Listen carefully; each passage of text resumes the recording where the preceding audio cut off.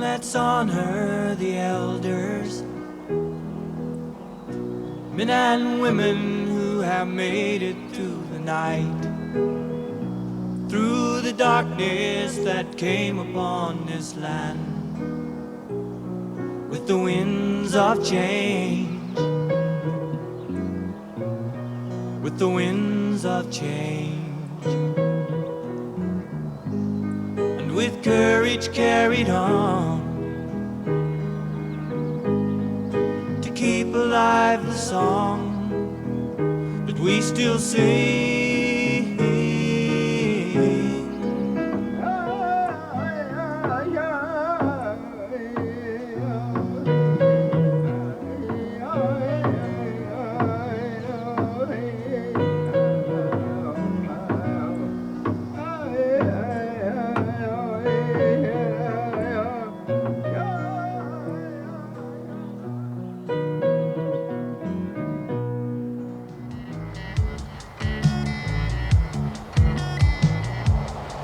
Now it's time for us to listen to what they have to say. Out there is so much wisdom, and I know they know the way. And if we hear just what they say, we will not fade away, fade away. Dear granddaughter Amy and grandson Jason, I sure was happy to hear that you'll be able to come up and spend a week with me at the camp. I'm glad your friends will be able to come too. You can tell them you're all my grandchildren. Being up here close to Mother Earth will make your eyes see all the beauty in life about you, and you'll feel the cleansing wind and sun that keeps us fresh and light in spirit.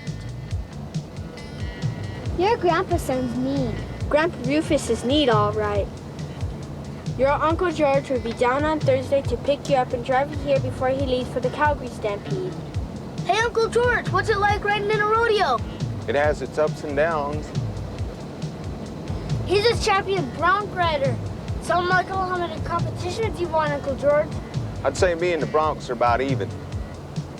I never heard of an Indian cowboy before. You'll have to get up pretty early, and it's a long drive, so you probably won't get here in time for a sunrise ceremony. But maybe we can all have one together while you're here. See you soon. Love, Grandpa Rufus. What's a sunrise ceremony? That's the way traditional Indian people start the day. What's that mean? It means we try to live our lives in complete harmony with all living things, because we're taught that all things have a spirit, and that knowing that we love and respect all things, even the little stones that we walk upon, it's our way of life. Really? Really. Many of our young people study traditional ways and customs to keep them alive. You mean in Indian books? No. Our elders are our books. We learn from them. Is Grandpa Rufus a traditional Indian? I bet he's having his own ceremony right now to greet Father-Son. Father-Son? Why do you call it that? Amy and Jason, do you remember that poem I taught you last summer when you was up here? I do. Well, let's hear it. Father, Son, we greet you and thank you for your warm and radiant glow. Without you, Mother Earth could not give birth to all living things that grow. Food and shelter, both of you provide for everyone. That's why we call her Mother and why we call you Father, Father, Son. Very good. I'm proud of you. Now we got to practice what we preach.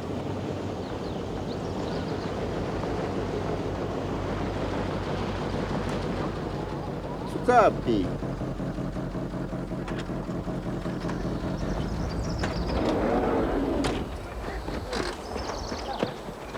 Hey, Grandpa, these are friends Jenny, Michael, and Buddy. Hi, welcome to Camp Chaparral. Is there something wrong? Well, I guess when Jason said we were coming to an Indian camp, I expected to see... Teepees? Well, I guess. I think we all did. Indians don't live in teepees anymore. Everybody knows that. A lot of them never used to live in teepees. Isn't that right, Grandpa? What did they live in? They lived in many different places. Well, Uncle George and I will show you later. But first of all, we've got to do something Indian people always did about this time of the day. Sure. What is it? It's called eating breakfast. Breakfast! Let's go.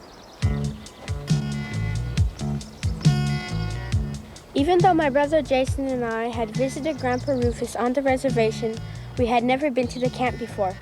He said that the reservation children came up every summer to spend their vacations there. Boy, are they lucky.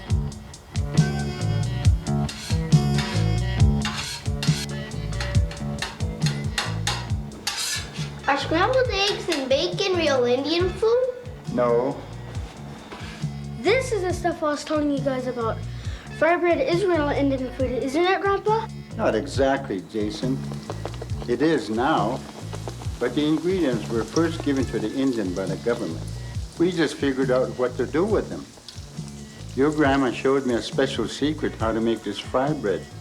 Maybe before you leave, I'll let you in on it. That'd be great, Grandpa.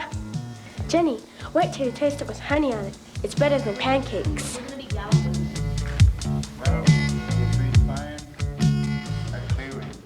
I think I'll go take care of that. Maybe run them horses in. And children go for a walk with Grandpa. Don't you think you need a little help? Well, Breakfast was delicious. That's when Grandpa Rufus and Uncle George started telling us about all the things that really were Indian.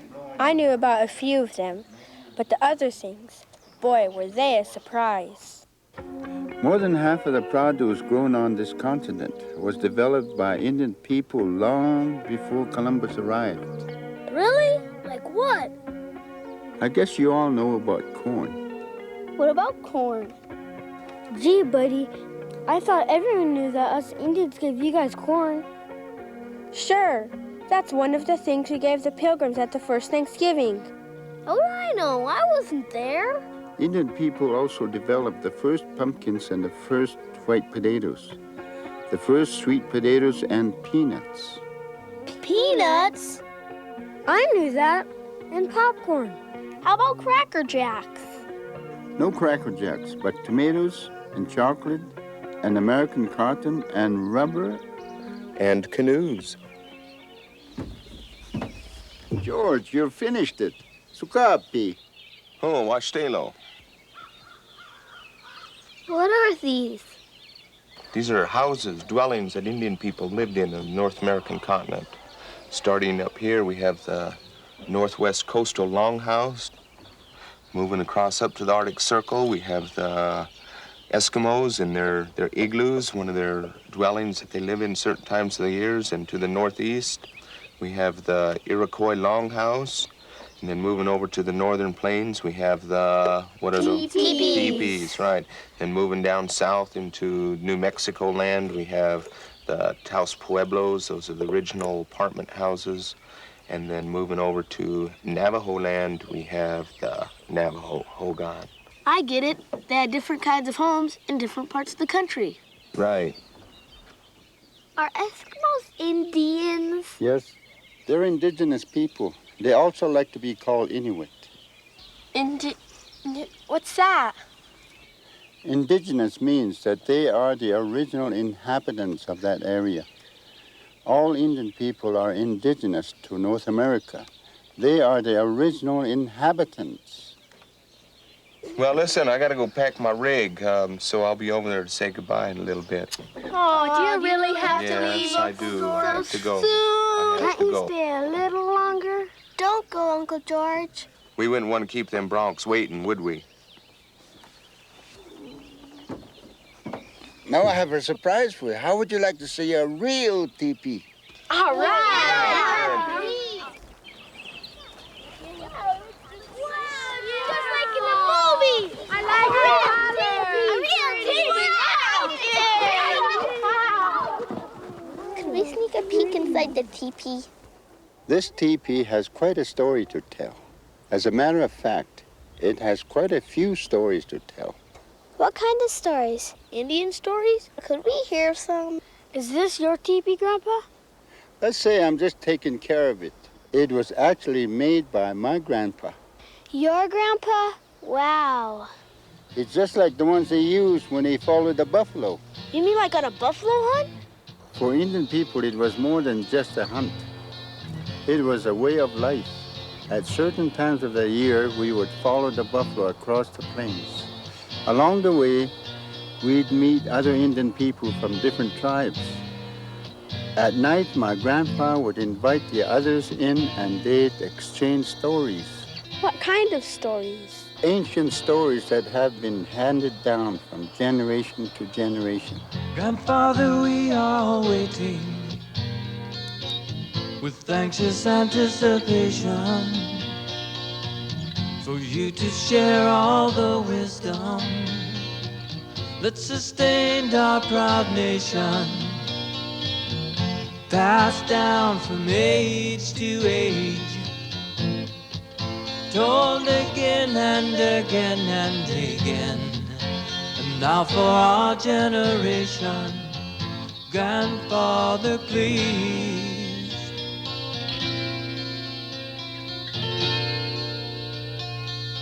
Let the story begin. Hey, gang, I'm off to the Calgary Stampede. Okay, now listen, while I'm gone, I want you to mind and help Grandpa. Otherwise, Cal isn't the only hide I'm gonna be tanning when I get back. So I'll be seeing you all in about a week, okay? So, be good. Okay. Bye, Grandpa. I'll see you in about a week. Drive carefully now.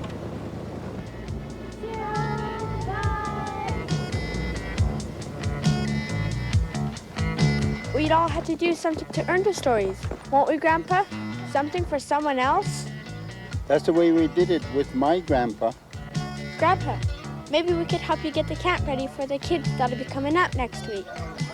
Well, I don't know. Have any of you ever mended a fence before? Or gathered sage or herbs from the forest? How about scrubbing down floors and washing windows? Well, I guess we could do that. Sure we could. And you could show us how to do the other things, right, gang? Yeah. What do we do, Grandpa? How about gathering some wood? We'll be needing lots of it while you're here. But the wood would be for us, not for someone else. We'll be gathering it to keep each other warm. Yeah, that's right. Now it's time for us to listen to what they have to say. Out there is so much wisdom, and I know they know the way. And if we hear just what they say, we will not fade away, fade away.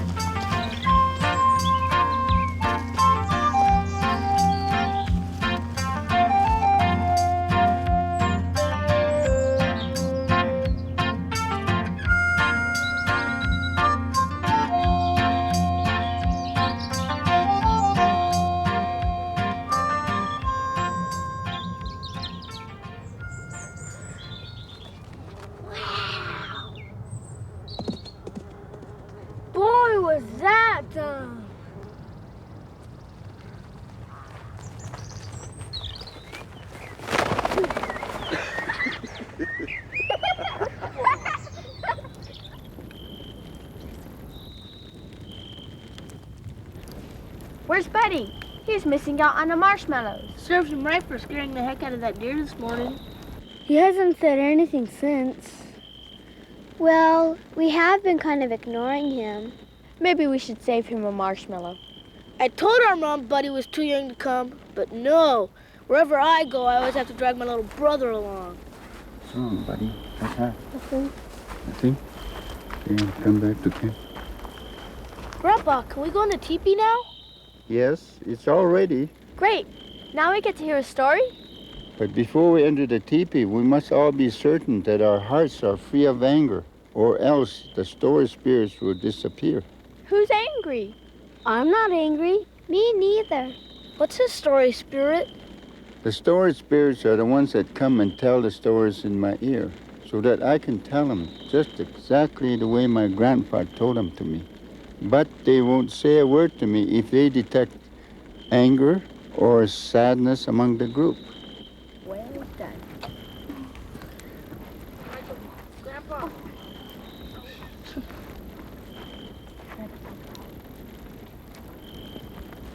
We're sorry, Buddy. And I'm really glad Mom made me bring you. We're all glad.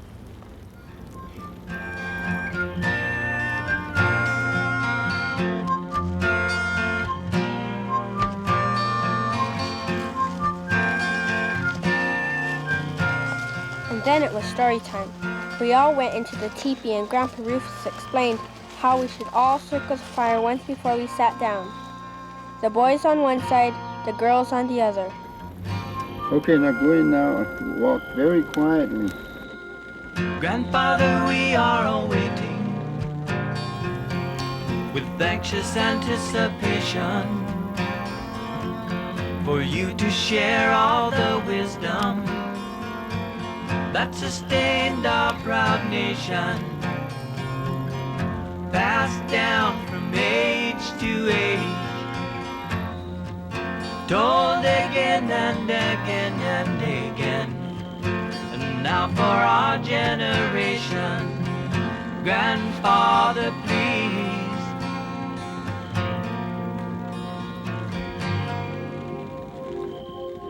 Let the story begin. It was time for Grandpa Rufus to tell us who would have the honor of choosing the first story. We all kind of knew who it would be, especially after Grandpa Rufus explained what a valuable gift Buddy had given us all. He called it the gift of forgiveness.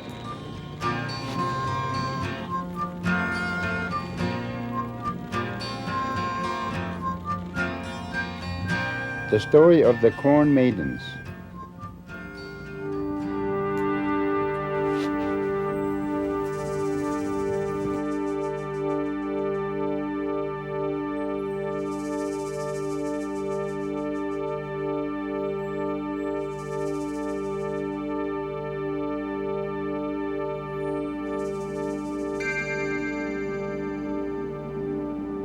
In the beginning of the world, there were fewer people than there are now.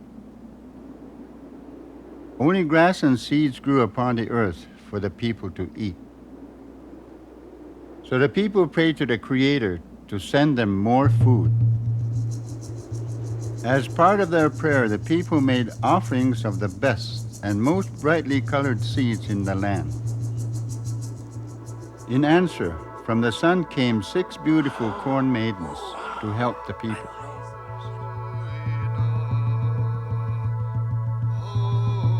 And wherever the maidens danced, the corn began to grow.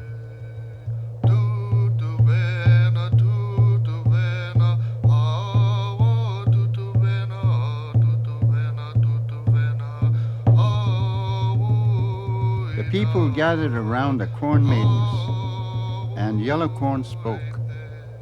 Good people, my sisters and I have come to teach you about planting and harvesting, and to give you the corn you now see growing. You'll soon reap a rich and fruitful harvest. All the people learned about planting and harvesting from the corn maidens, and the corn grew more abundant.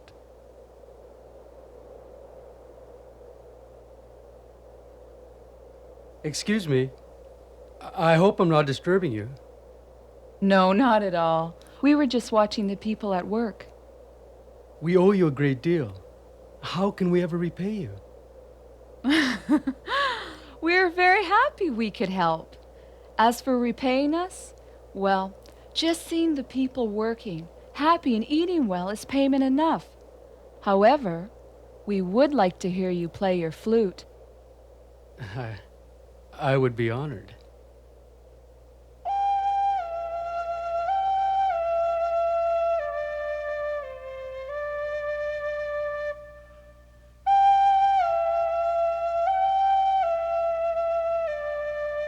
But after a time, the people grew lazy and no longer appreciated the help the corn maidens had given them. Why do you all just sit around? We should be out harvesting. You worry too much. There's plenty of corn. Too much, if you ask me. This is foolish. If we don't take care of our harvests, it will take care of itself. But the corn maidens. We're the ones that have to work in the fields all day. That's right. All they do is dance around. But it isn't just dancing. We're tired of your complaining. Why don't you go off somewhere and play your flute? We've been to several people and tried to explain to them that they're abusing the gifts of the earth. But they either laugh or just ignore us. Don't go. Please, don't go. For a while, most of the people didn't notice that the maidens had gone. The corn remained plentiful. The people continued to squander it. And when it was time to plant, very little seed remained. The people planted what they could, but then the corn crops began to fail. It was too late to save the crops, and soon the people were left once again with only seeds and cactus to eat. Then even these began to grow scarce. The people finally decided to meet, realizing that it was their actions that had driven the harvest away. One of the elders spoke to the people. We must send messengers to find the corn maidens. So the people sent out their friends, Eagle, Hawk, and Raven, to look for the corn maidens.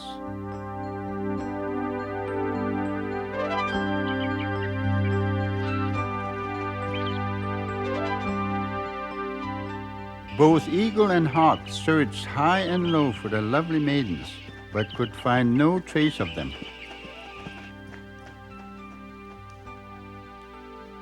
Raven had better luck and returned with the news that he had spoken with Bringer of Dawn.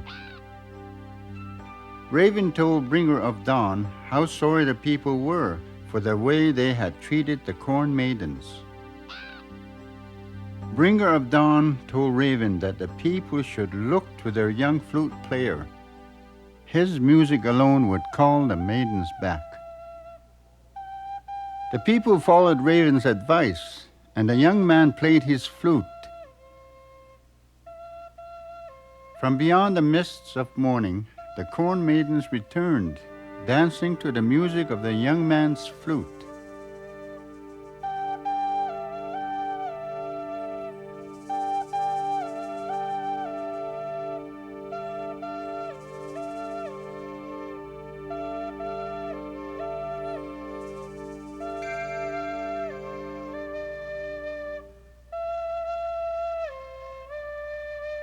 The people begged the corn maidens to forgive them.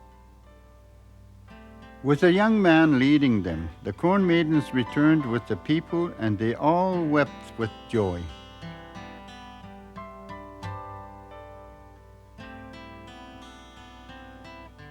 In the future, one of you will play the flute, and maidens from your own village will be chosen to represent my sisters and myself. You will dance each year in remembrance of our gift to you. In this way, my sisters and I shall bless the harvest, and you will always have enough food.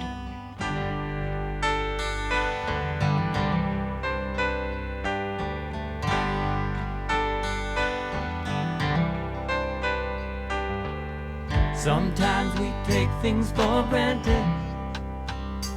It's sad to say, but true. something we all seem to do. We forget to realize. Thank you, corn maidens. Thank you for the gift of corn and for the knowledge that with such a gift comes responsibility. The people never forgot this lesson. And to this day, when the people plant their corn, the young men still play their flutes, and the maidens of the villages still dance. Sometimes we take things for granted. It's sad to say, but true. It's something we all seem to do. We forget to realize that we should always be thankful for the gifts that we receive. Of this we all must believe, to keep the goodness in our lives. Make sure you trace it right so they fit. We are one to each other, like mother, father, sister, and brother. We are one to each other, like family.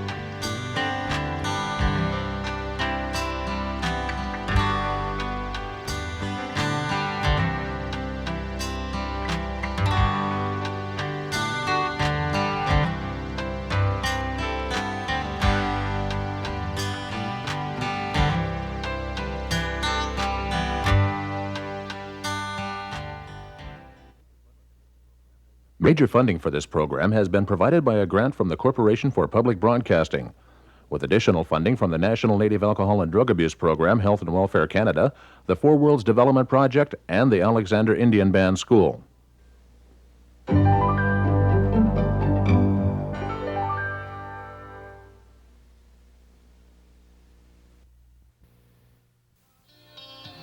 Grandfather, we are waiting with anxious anticipation for you to share all the wisdom that sustained our proud nation, passed down from age to age, told again and again. How you doing, kids? Just great, Grandfather. Did you see the eagle? Did you see an eagle? Yeah, he's up there. Oh, I see. Let's go on up and catch up with the others and tell them what he said. Let the story begin.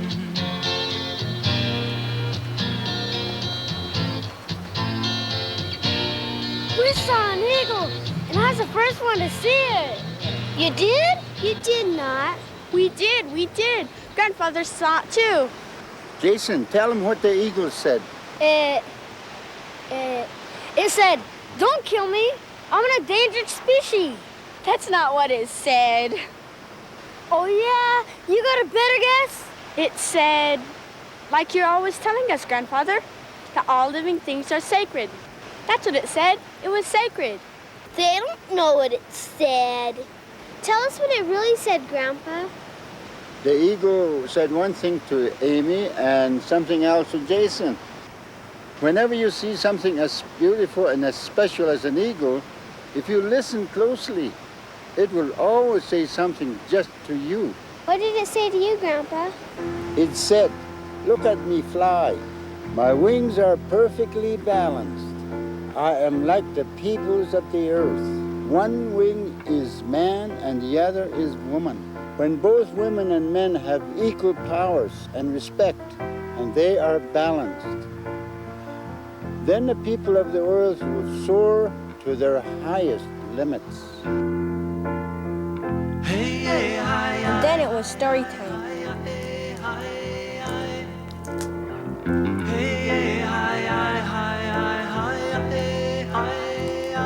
The story of the great wolf and the little mouse sister. The great wolf sat alone in a meadow. He was crying.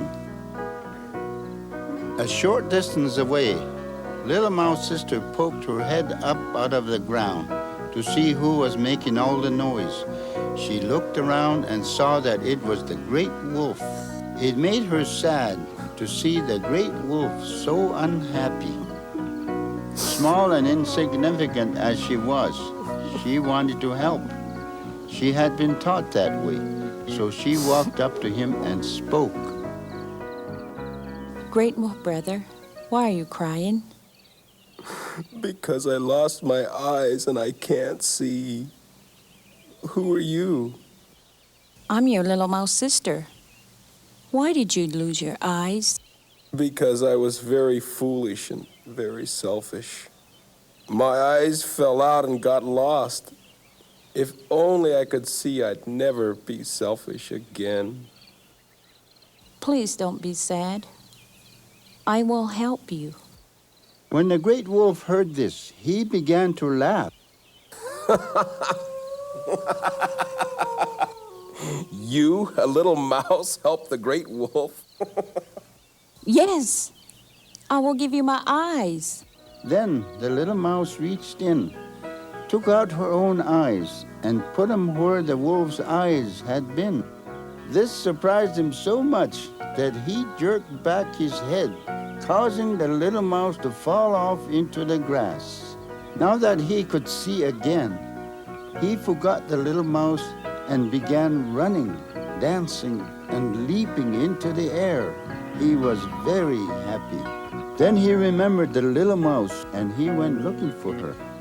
As he saw her sitting there, so kind, so humble, so unafraid, tears began to flow from his new eyes, washing away the hardness he had long felt in his heart.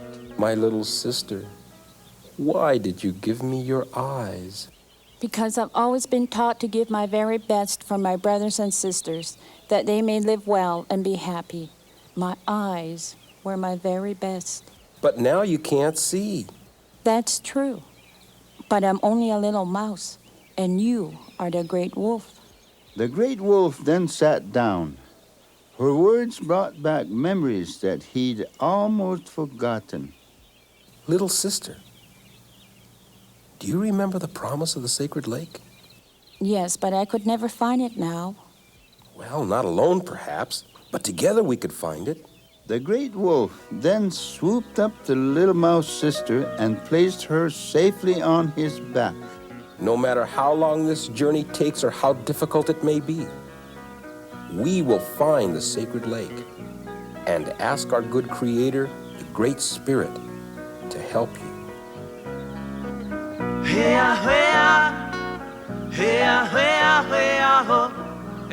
We're on our way now. They traveled north towards the snow-capped mountains because Wolf remembered hearing that the Good Red Road ran north and south. So he figured if they went that way, they would surely find the sacred lake. They traveled on for many days, and each day brought them closer to the snow-capped mountains. Then one day, they came upon a coyote sitting under a tree. Ho, Brother Wolf. Where are you going with that little blind mouse on your back?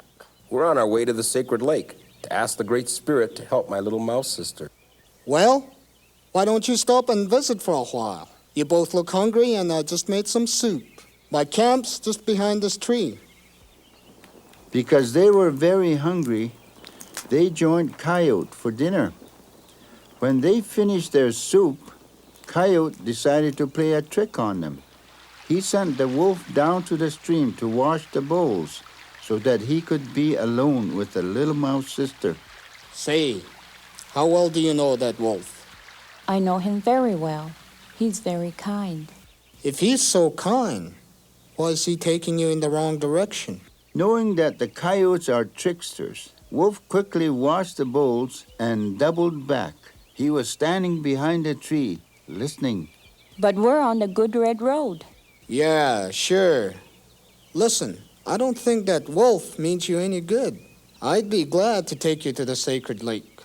I even know a shortcut. Just then, the wolf re-entered the camp. There are no shortcuts. I see you're still up to your tricks. That wasn't very nice. Didn't mean any harm. Come, little sister. We must be on our way. Thank you for the dinner, Coyote. Yes, thank you. The great wolf and the little mouse sister continued on their journey. Then one day, when they were very close to the snow-capped mountains, they met the great horned owl by the side of the trail. Hello! Who's that? The great horned owl. Uh-oh. Owls are bad luck, especially for mice. Well, not always. Some people say they're very wise. They're supposed to know just about everything. Yes, that's very true. I can see that you're a very intelligent wolf. As for your little mouse friend, tell her not to worry. I gave up hunting a long time ago. And anyway, I've just eaten. Where are you headed? We're searching for the sacred lake. Sacred lake? Sacred lake? If you're talking about that big pond some folks call Sacred Lake, it's just up the mountain, there a ways. Have you seen it? Of course I've seen it. Do you think I'm blind? Why in the world would you want to go there? We've been following the good red road on our way to the sacred lake to ask the Great Spirit to help my little mouse sister. You see, she is blind. Well, of course she is. Good red road, eh? My boy, I haven't heard anybody talk like that for ages. Where have you been? This is the scientific age. What your little friend there needs is a transplant. No, thanks. We already did that. We'll be on our way now. Well, if you're going up there to look for some great spirit, you're going to be mighty disappointed. Why, I've been over that lake 1,000 times, and I've never seen a great spirit. And I know just about everything. I read books. They thanked the great horned owl for his advice and continued on their way. Several days later, when it seemed like they could hardly go another step, they crested a mountain, and down below, the great wolf saw the most beautiful lake he had ever seen. My beloved sister, we've come to the end of our journey. If you could only see this beautiful lake. But I can see it in my heart. I think I'd like to walk the rest of the way now. So she took hold of the great wolf's tail, and they walked down to the sacred lake. The great wolf reached into his pouch and took out tobacco to make his offering, first to Father Sky, in honor of the Great Spirit and all of the old people that had gone to the spirit world. Then to the west, from where comes thunder and lightning, and asked those powers to help his sister. He then turned to the north, from where comes the white snow, and called those powers to help her. Then to the east, from where comes the red sunrise, and called upon the powers of the new mornings. Then to the south, from where new life comes, and called upon those powers. And finally to Mother Earth, who brings forth and sustains all life. He asked them all to help his sister. Then he leaned down and kissed little mouse sister goodbye. I've done all that I can, little sister. The rest you must do yourself. Thank you, great wolf brother. Thank you, beloved sister, for your generous gift. Then the great wolf bounded up the mountain and out of sight. As the little mouse sister stood there patiently waiting, she asked the Great Spirit to forgive Coyote for his trickster ways. And she asked that the great owl be given wisdom to balance out all his book learning. And for her wolf brother, she asked a special blessing. Just as she finished her prayer, she heard a voice say, "Beloved granddaughter, jump." And the little mouse jumped. "Jump higher." So she jumped higher. "Jump higher, granddaughter." And the little mouse sister jumped higher. "Beloved granddaughter, jump and reach for the heavens." Suddenly she felt herself soaring above the earth. The voice said, "Sacred one, open your eyes." When she opened her eyes, she found that she had become the mighty eagle, and she screeched in happiness.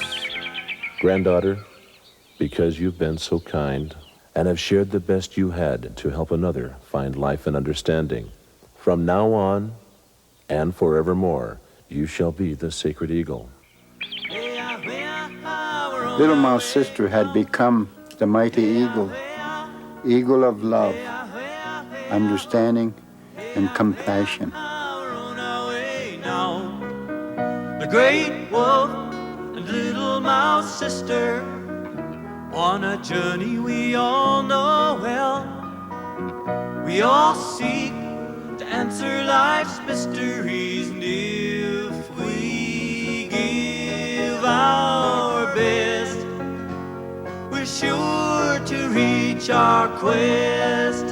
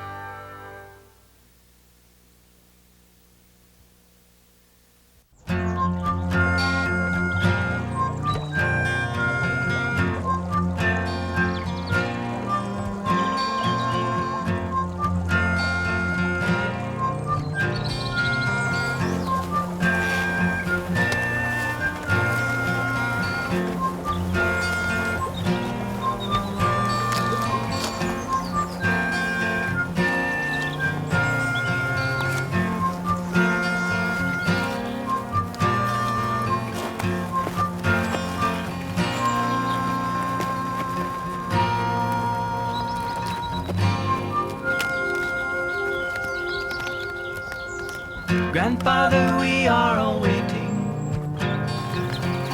with anxious anticipation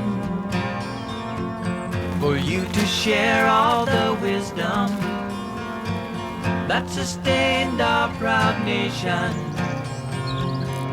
passed down from age to age, told again and again and again.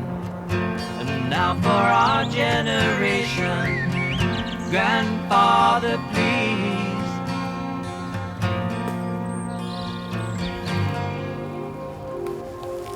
Let the story begin.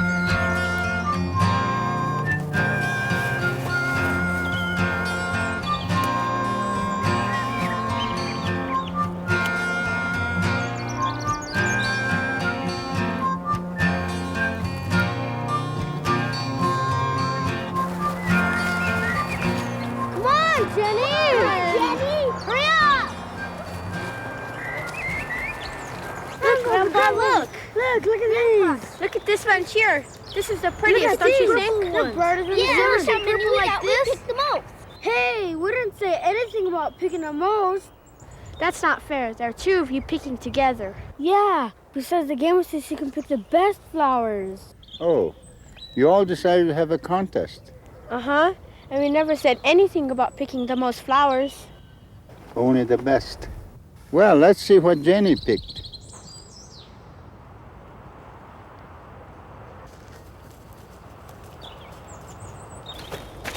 I couldn't decide which flowers were the best. You couldn't, eh? Which one do you think is best? Pick one. Which is best? Look at mine, Grandpa. Which flower is the best? Well, let's see. They certainly do have different colors. And I can see how this is more delicate than this one. But, to tell you the truth, I can also see that they have a lot in common, too. Look. Look out there. Look how all the flowers, no matter what color they are, say the same thing to the sun. They say, look at all of us. The yellow ones aren't pushing the purple ones out of the way. And the white ones aren't saying we deserve more of you than the orange flowers. They all have their roots deep in the same Mother Earth, and the sun gives its energy equally to all of them, just like it gives its warmth and radiance to all people of the earth, no matter what their color. Look how each flower gives its perfume to everyone and asks for nothing in return. That's their way of showing love. Showing love? Real love never asks for anything in return. So I'm afraid I have to disagree with all of you. I don't think the white ones are the best, or the yellow ones, or the orange ones, or the purple ones. And Jenny, it's not that I can't decide which one is the best, like you, or did you mean that they're all the best? That's what I meant. That's exactly what I meant.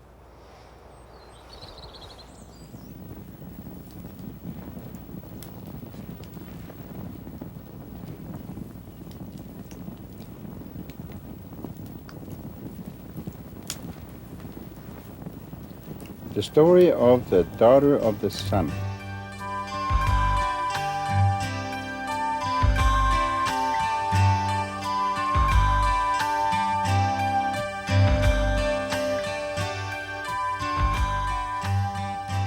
Sun Cloud was a kind and gentle young man who could run like the wind. Sun Cloud also had beautiful long black hair that would stream behind him as he ran. But he never saw himself as anything but plain, and he never realized how many people liked him because of his kindness and how many people admired how fast he could run. All he could think about was how beautiful Snowflower was and how much he wanted to marry her. Everyone thought that Snowflower was the most beautiful girl in the village. The problem was that she thought so too. And so, the only thing she ever thought about was herself. Sun Cloud finally got up enough courage to ask Snowflower to be his bride. Get out! You want to marry me? You? Why, I've been asked by the greatest of warriors and chiefs, and I've turned them all down. Why should I even consider you? Because I love you, Snowflower, and I'd do anything for you. Anything? Anything. Snowflower thought long and hard. Then she smiled and said, You must bring me a rainbow rose. A rainbow rose? But they only grow in the garden of the Tower of the Sun. Well, I know that. But it lies beyond the Valley of the Thunderbird. No one's ever gotten past the Thunderbird. Do you want to marry me or not? So Sun Cloud set off to find a rainbow rose. As he entered the Valley of the Thunderbird, the sky grew very dark. The Thunderbird appeared out of nowhere and chased Sun Cloud all through the valley, throwing deadly bolts of lightning at him.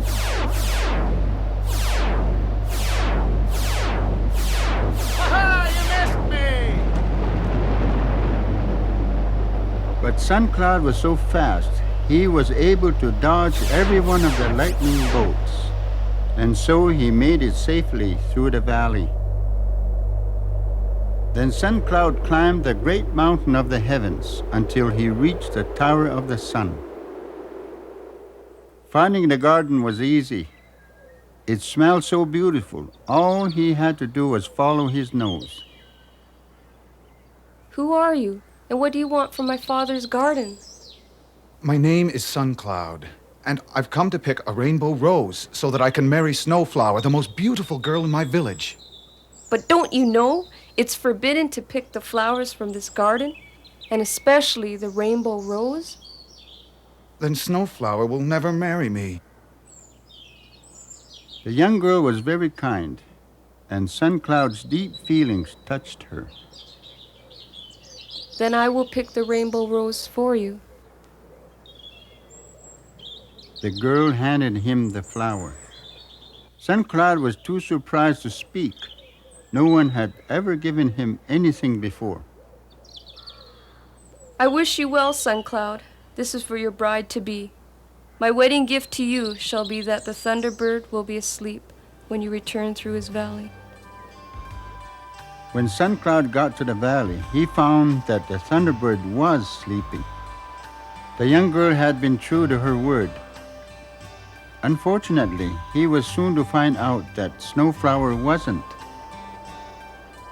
Isn't it the most beautiful thing you've ever seen?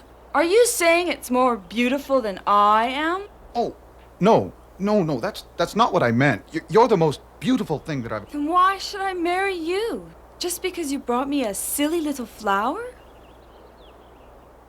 Sun Cloud's heart was pounding. He knew that if he told Snowflower that she'd gone back on her word, he'd lose her for certain. Then is there anything I can do that would make you marry me? Cut off your hair. Snowflower had asked Sun Cloud to do the one thing she knew no man in a village would ever do, cut off his hair. Long hair was a sign of manliness, and Sun Cloud's hair was considered to be the most beautiful in the land. Snowflower? Sun Cloud, I never realized just how foolish you really are. I'd never marry a man who cut off his hair. Better if you cut off your nose. Snowflower's ridicule was more than Sun Cloud could bear, and he left the village in shame. Sun Cloud decided, for reasons he wasn't even sure of, to go back to the Tower of the Sun. As he walked back through the valley, his grief was so great, even the Thunderbird didn't have the heart to bother him. Sun Cloud, what's wrong? Opening his heart to her, Sun Cloud told her what had happened. I can't make Snowflower love you, but I can introduce you to someone even more beautiful than she. Suddenly, standing there before them was the daughter of the moon. She is more beautiful than Snowflower, but my heart is still heavy. Besides, as beautiful as she is, your smile is more radiant. The girl blushed at Sun Cloud's compliment, but immediately suggested that she introduce him to someone even more beautiful, the daughter of the stars. She too is very beautiful, yet her eyes do not have the sparkle I see in yours. I don't know who you are, but I know that I would rather marry you, if you'll have me. Me? There's no one in the world whose inner beauty is as great as yours. Sometimes life seems so confusing, so many choices and ways to turn. But there are signs that you can be using, those inner feelings that help us all to learn. When Sun Cloud proclaimed his true feelings to the young girl, she was suddenly transformed into who she really was, the daughter of the sun. But from the spirit comes the beauty. From the heart there comes the light. Through the eyes there comes a sparkle. From the knowledge that we're doing right. When St. Cloud returned with his new bride, everyone said they had never seen a couple as lovely as the two of them. As for Snowflower, her beauty soon faded, and having nothing else to offer, she left the village a bitter, lonely old woman. And St. Cloud and his bride remained beautiful in the eyes of the people forever. So sing your song from your heart. There'll be nothing that can take your dream apart. Sing your song to the world. Sing your song from your heart.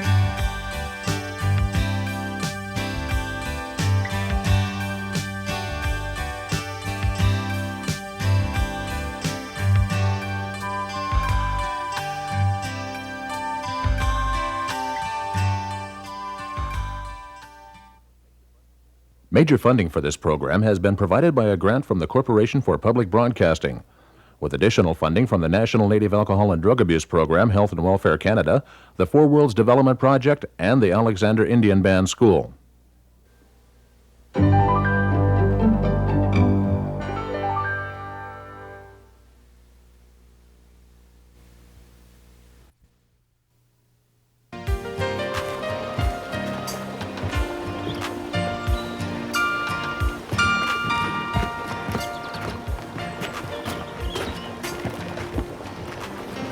I don't need a bridge.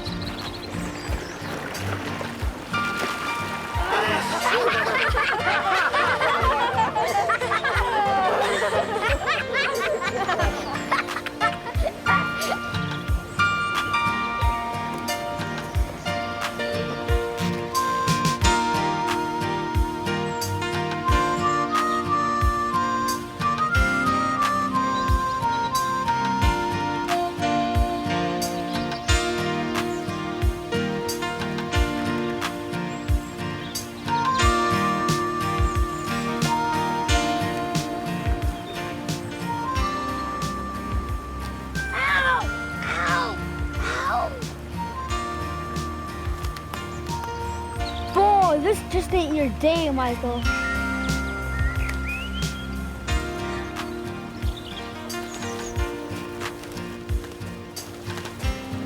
Serves you right for showing off. I wasn't showing off. Trying to jump over those rocks like that. That wasn't showing off. Yes, it was. No, it wasn't. Yes, it was. No, it wasn't. Yes, it was. No, it wasn't. I think we can let it rest now. Yes, it was.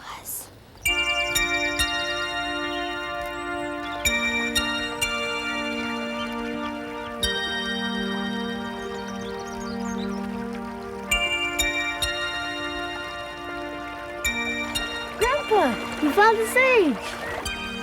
Yes, when we get back to camp, I'll show you how to dry it.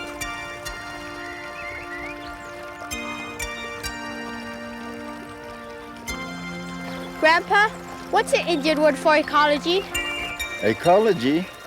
I'm not sure if there is one, at least not in our language. We were just talking about what we've been learning about ecology in school. You know, like if we pollute the water, we pollute everything that drinks it. And if we pollute the air, we pollute everything that breathes it. They say that everything is connected to everything else. That is true. I guess that's what we're asking. Haven't Indian people always known these things? Yes, we have. We must have a word for ecology. How did we learn them? To begin with, Indian people don't look at what you call ecology as a subject that's separate from life. They don't? Not really. They see that the way all living things are connected is actually life itself, so there's no separate word for it. But how did they learn that? Who taught them?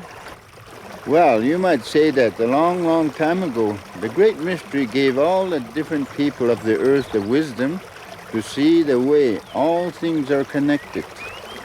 To our Indian people and all others who live close to our Mother Earth, he gave it through the gift of seeing the many lessons he has put in nature and in the world around us.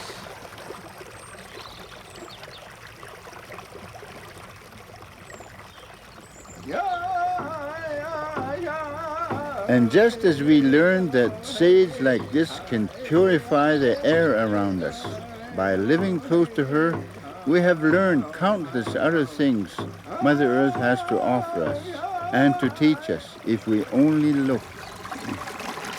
Here, look at the wisdom this stream offers. Wisdom in a stream? When you look at it, do you ever think of how important it is to all living things? Sure we do. If we didn't have it, we'd be thirsty and dirty. That's a beginning, buddy. But think about how water serves all living things. Without her, all of life would die. And yet, she always seeks the lowest spot to show how humble she is. But look how, by being humble and patient, she joins with another stream and another, until those streams become a mighty river. Did you know that the Grand Canyon was actually carved by such a river? So you see how nature shows us that humility and patience can turn what seems to be the weakest into the strongest.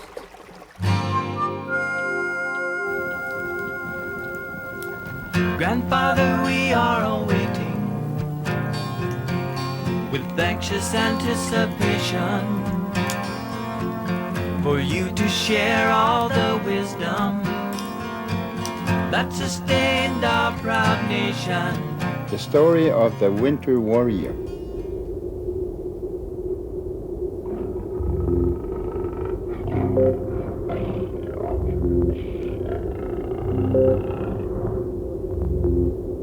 Long before the present time, when giant mammals still roamed the earth, a tribe of fishermen lived in the icy north.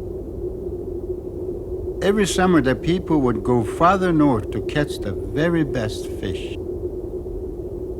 But when summer ended and the old giant north wind came, the people would have to hurry back to the south. One day, Firehawk decided that it was foolish to leave the best fishing place just because of the old north wind. When summer ends, I'm going to stay here and continue fishing.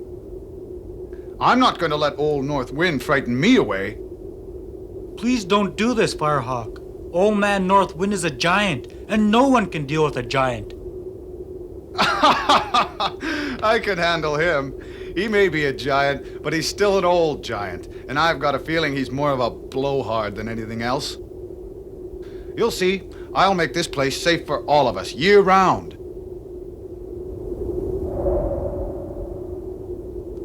So when summer ended and all the fishermen headed south, Firehawk stayed behind.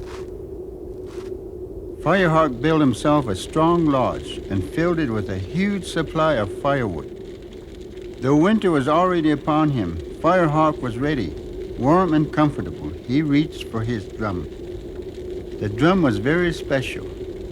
It had been a gift from his grandfather, who had said, "Firehawk, whenever you need strength, play the drum and sing from your heart, and you will be protected."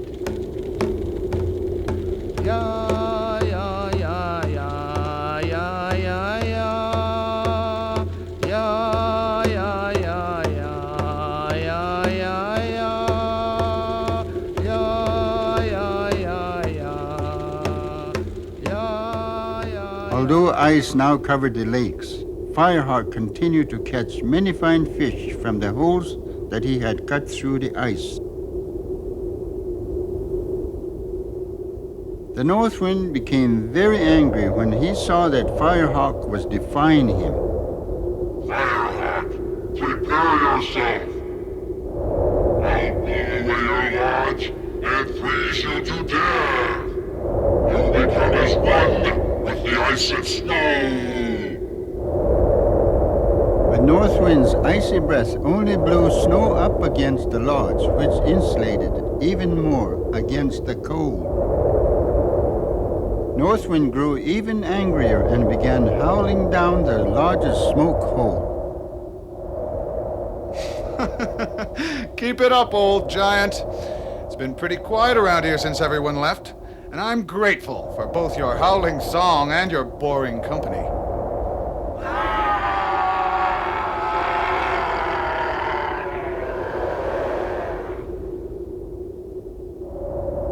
In his rage, the old giant blew open a door and charged into the lodge. Come in, old man. Be my guest. Come and warm yourself by my fire. Suddenly, North Wind began to thaw and grow weak.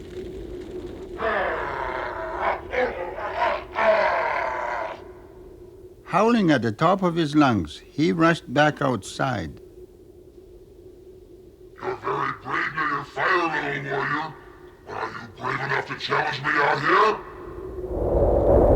Now Firehawk was brave, but he was no fool. He knew he could never fight North Wind out in the cold without help. The time had come to use his drum. Thank you, grandfather, for my drum. Now I know we will defeat the North Wind. I accept your challenge. But before Firehawk could even play his drum, North Wind had blown it out of his hand and covered it with ice. Then the old giant attacked Firehawk.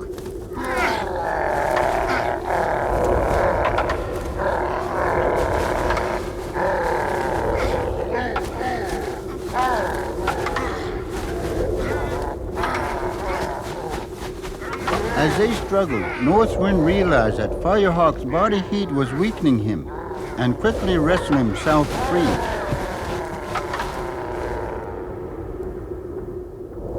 Keeping his distance, North Wind began blowing sheets of ice at Firehawk. But Firehawk was too quick for the tired old giant.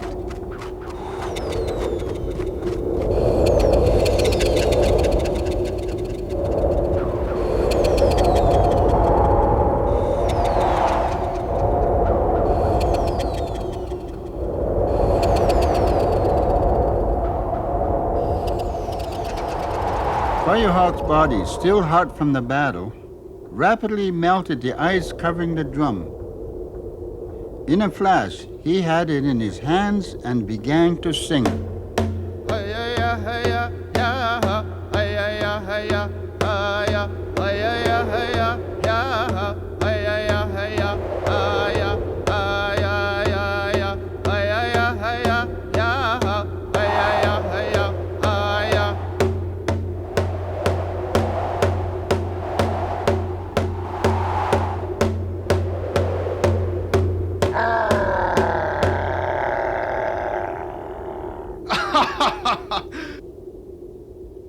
You're very clever, little warrior.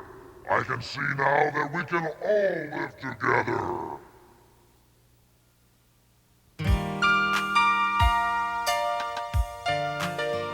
When Firehawk went south to get them, his people could hardly believe that Firehawk had defeated the North Wind. But when a few of them traveled back with him, they saw that although it was still winter, old giant North Wind was gone. And it wasn't long before they all returned to stay.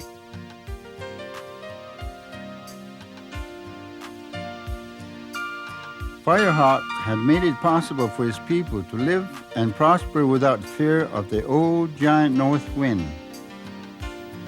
Firehawk's patience, cheerfulness, and courage was able to change the ways of even the old North Wind.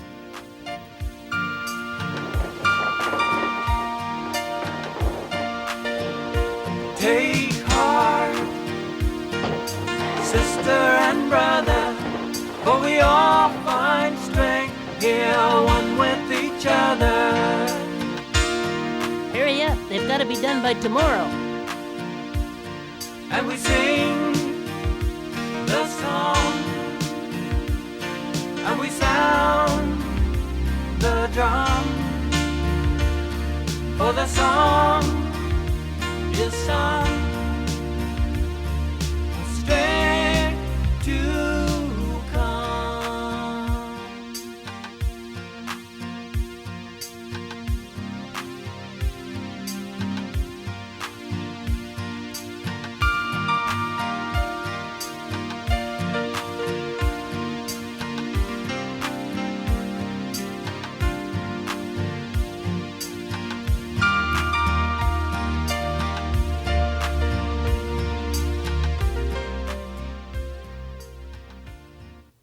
Major funding for this program has been provided by a grant from the Corporation for Public Broadcasting, with additional funding from the National Native Alcohol and Drug Abuse Program, Health and Welfare Canada, the Four Worlds Development Project, and the Alexander Indian Band School.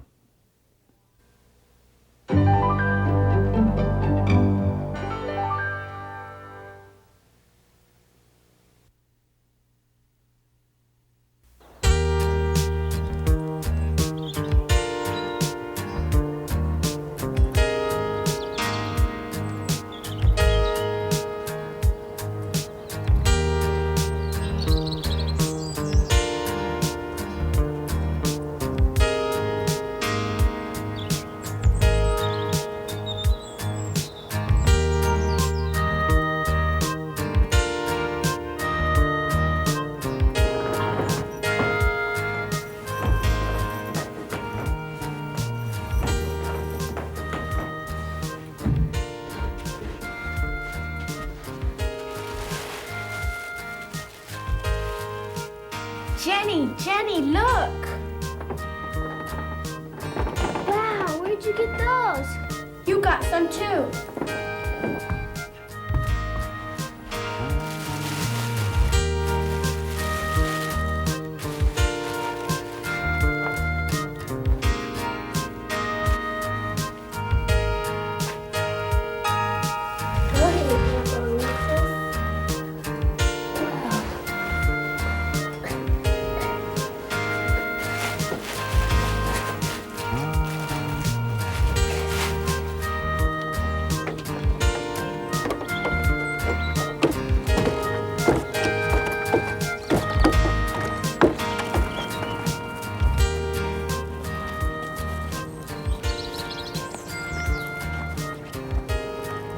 You got some too. Yeah.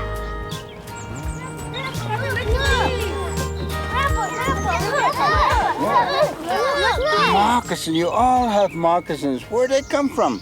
You know where they came from, Grandpa. You think I made those moccasins for you? Of course you did. You're the only one around. Who else could have done it? Thank you, Grandpa. Thank you for the moccasins. Come, I'll show you another possibility.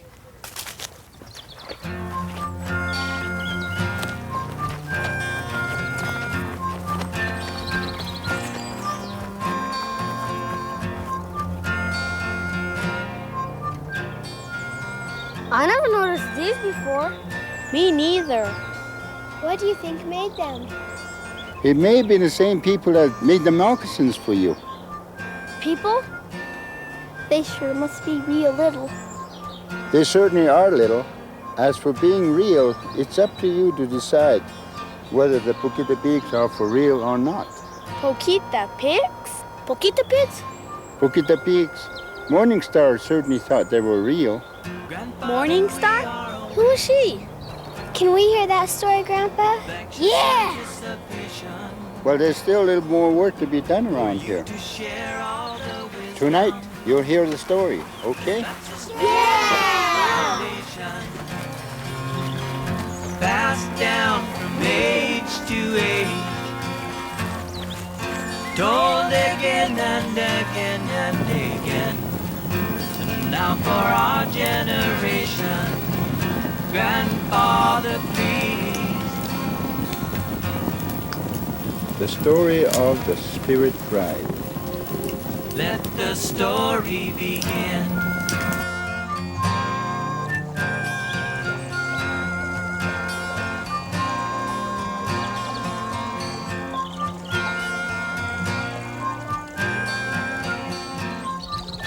In the days of long ago, there lived a lovely young girl. She was an only child, and they called her Morning Star. Morning Star had been overheard saying that she could hear the trees whispering and the brook singing.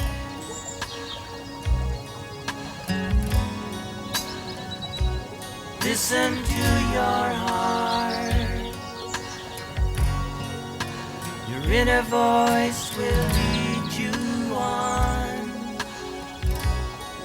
Pay attention to your dream, the one your life depends upon. She even claimed that she could hear the voices of the little people, the Teepees. Her parents loved her very much, but they didn't understand her.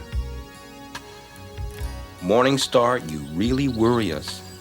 These things which you say you see and hear are very disturbing. But I do see these things. No, you don't. Yes, I do. No, you don't. Oh, Mother, if only you could understand. Well, we never see or hear these things, and no one else does either. But the little people are real. I've seen their footprints. You spend much too much time by yourself. Yes. Now it's time for you to work as the other women do. Others in the village were also beginning to talk about Morning Star's behavior. And one day, she and her parents were summoned by the elders of the village. Your daughter is causing us great concern. She hasn't said anything about seeing Teepee, has she? Well, Well, I surely hope not. The elders didn't even want to think about such a possibility. Even the very young no longer believed in the little people of the forest. Morning Star should be given some task that would keep her mind off her foolish thoughts. It was decided that Morning Star would have to make a new set of clothes for everyone in the village. In a forest meadow, Morning Star began her work. Despite what others believed, she was a good worker.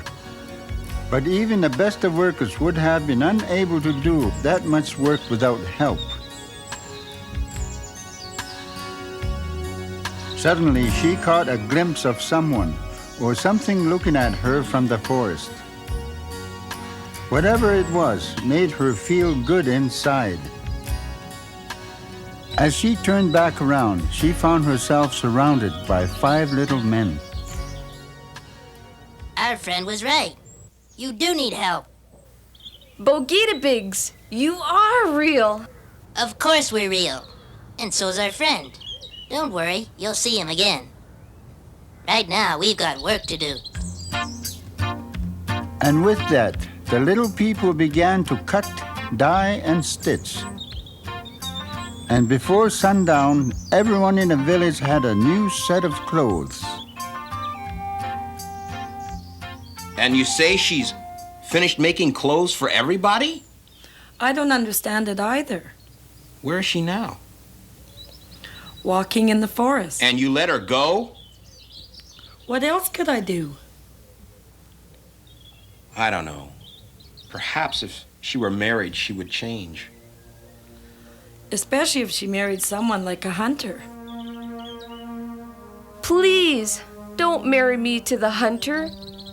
We have nothing in common, and we won't be happy. All he ever talks about is hunt the deer, kill the deer, skin the deer. We'll decide what's best. But the hunter will want me to forget about my dreams and to become something I'm not. But her parents insisted, and because she loved them dearly, Morning Star agreed to marry the hunter. It was clear that Morning Star's heart was not in her coming marriage. She had stopped singing and dancing and rarely smiled. And yet Morning Star never looked so lovely as she did on her wedding day. May I take one last walk by myself in the forest? By yourself? Well, Of course you can go. Perhaps we're being too hasty with this marriage. Morning Star. Morning Star, why are you crying?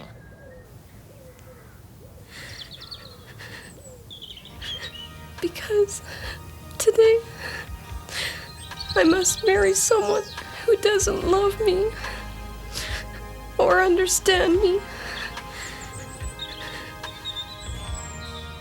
It must be someone from the village. We know your village. They don't believe we exist. There once was a time when everybody knew the value of dreaming and imagination. But that's all changed now. And that's why they're making me marry someone who doesn't even love me. We know someone who loves and understands you. No one else can really know how you feel or what you dream. But through your actions you can show what you want your life to mean. And in dreams, questions find their answers, it seems. The inner truth can shine and light the way. The time for the wedding had come and gone, but the bride was nowhere to be found. Maybe something's happened. We should all go and look for her. I knew we shouldn't have let her go into the forest again.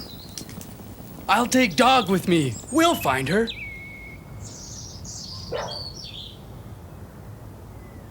The people of the village looked long and hard for Morning Star.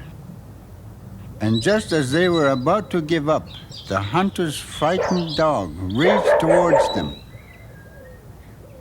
As they looked to see what had scared him, they saw a Morning Star and a wondrous-looking youth, dressed in the leaves of the forest, walking among the trees.